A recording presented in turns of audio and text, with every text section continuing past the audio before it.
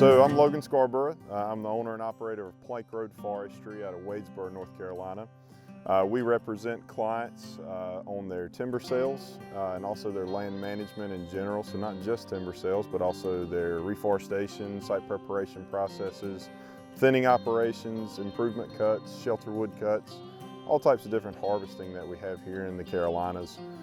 As a registered forester, we're consulting foresters, but also registered foresters. It's required to be a registered forester to also be a consulting forester. A registration in forestry in North and South Carolina, you have to go through and work up under a registered forester for a certain period of time depending on your background and your education, and then also take either a 4 or 8 hour exam depending on your education and background. My background is North Carolina State University. From 2006 to 2010, I have a Bachelor of Science in Forest Management with a concentration in management, specifically here in the southeastern U.S. More importantly is intensive pine management. So loblolly pine is what we grow here in the Carolinas. When you get down towards Georgia, northern Florida, lower parts of South Carolina, you get into some slash as well. We also deal with longleaf and shortleaf regeneration as well. So that's what my concentration was in when I was at NC State. I started Plank Road Forestry in May of 2011, very, very slowly, and it's built over time ever since then. So I guess we'll be on our 10th year as of May 2021. I have another business as well that myself and a business partner started in July of 2019. It's called Four Branches Sporting Preserve. It's a sporting preserve in Polkton, North Carolina. We're heavily involved in sporting clays. We have a mile-long sporting clays course, 5-stand. We also get into wing shooting. We have a lot of quail hunting, deer hunts as well, pheasant hunts, chucker, turkey hunts, all wild birds, no fenced-in areas or anything like that. And getting into waterfowl. It's really important as a consulting forester, or as a landowner rather, that's interested in investment property, to get a consulting forester involved. Remember, all registered foresters are not consulting foresters, but all consulting foresters are registered foresters. So what we do is we represent our clients as a third party. We have their best interest in mind. So if you're interested in land investment, you need to get a registered forester and a consulting forester involved beforehand. You have to know the value of what's presently there, what can be done with it in the future, any types of major costs that are going to be involved, specialty-wise to that particular tract.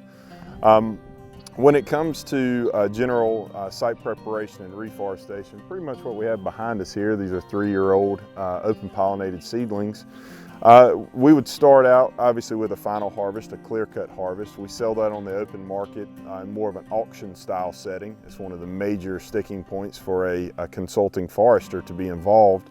We sell it to the highest bidder. Following the harvest, we come out, assess for site preparation. Normally that's going to be 9 times out of 10 either an aerial or ground application, herbicide application.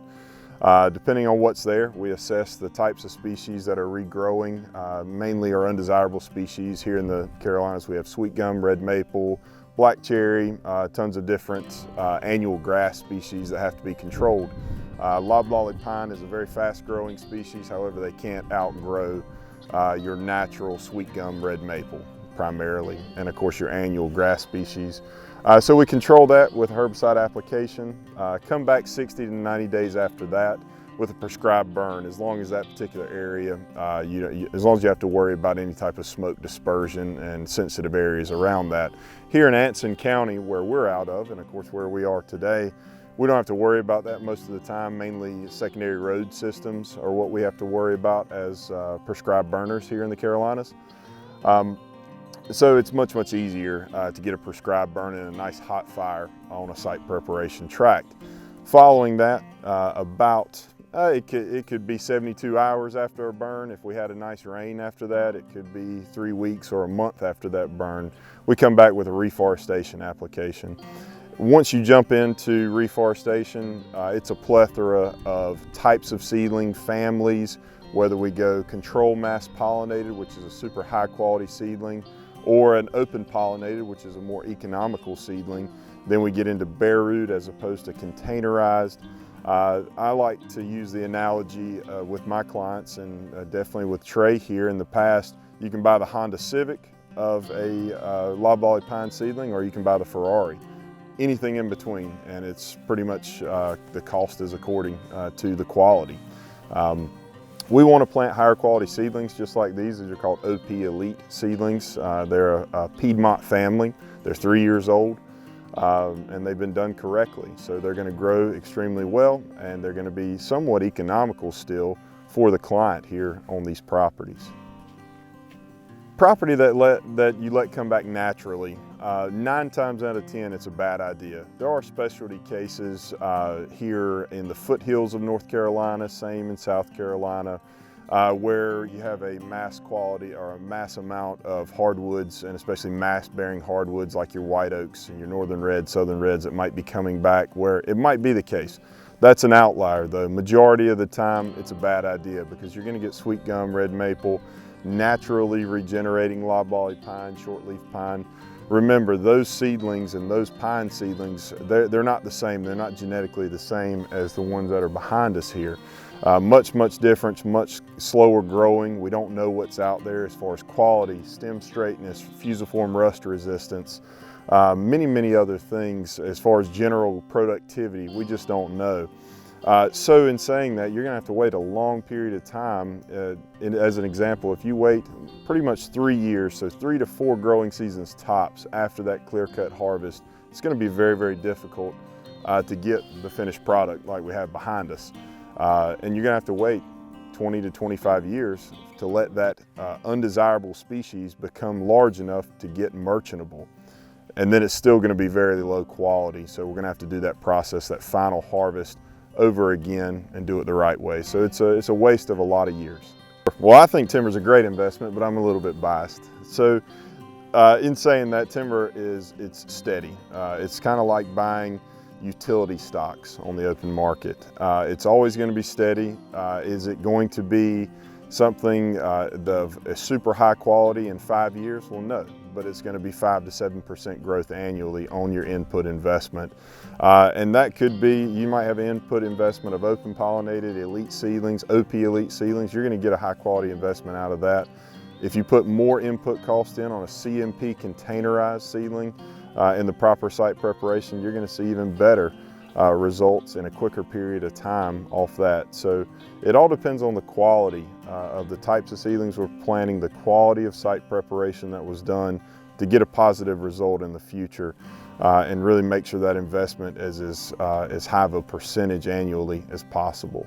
You're going to see your input costs come back at first thinning. So that could be with an open pollinated seedling. You're talking 14 to 16 years of age here where we sit in the Piedmont of North Carolina. For a CMP containerized seedling, which is much more expensive, you're going to see that a little bit sooner. It might be at year 12. It could be at year 11 that we see that first thinning operation being performed. At that point in time, you're going to get your return on investment back. After that time, your second thin and then your final harvest, those are gimmies, if you will. So that's where you're going to make some money as far as the thinning operations go. But what we're working towards is that year 27 years of age to 34, 35 years of age, depending on your growth rates per site. Everything changes per site. It's not all end-all be-all textbook, this is how it's going to be. It really depends on the site. Where we sit today, we have a very high site index for loblolly pine. So we are going to see very high growth rates even with a more economical seedling. And just as a reference, these are not run-of-the-mill seedlings or average seedlings. These are much higher than average seedlings. However, in the nursery market in the past 3 to 4 years, we're just seeing much higher quality seedlings available on the open market. And that's a good thing. That's a very good thing for the forest industry. But we want to make sure that those first thinning and second thinning operations, we consider those maintenance thinnings, at least in plank road forestry. We don't want to get a very high value out of those necessarily. If it happens, it happens, but we base it off basal area. Basal area is a measure of density in the forest, and we want to get that basal area down to its proper state and its square feet per acre, as an example. Get that basal area down to where it should be, and get that bell curve back down. So your bell curve is going to flatten out, everything's going to be suppressed. We thin that timber, drop that basal area, and then it's going to start growing again. We do that 2 different times throughout a rotation of loblolly pine to get to that final harvest, which that's your big investment, or that's your big return, if you will. So that's what we're all working toward. So we have 2 thinning operations throughout a rotation of loblolly pine, at least for investment forestry management. Other landowners might have a different objective. This is a first thinning operation that's just been performed. Normally we thin down to a proper basal area. So basal area is a measure of density in the forest. It looks like this one is anywhere from around 70 to 90 square feet per acre. We get an exact value of that through a prism system. There's many different types of prisms. We use a 10 BAF prism in order to get that particular calculation. So we'll check that. So what's happened, these trees have become suppressed. So these are 15 years of age. They became suppressed, so we came in and did a thinning operation to relieve stress off the trees.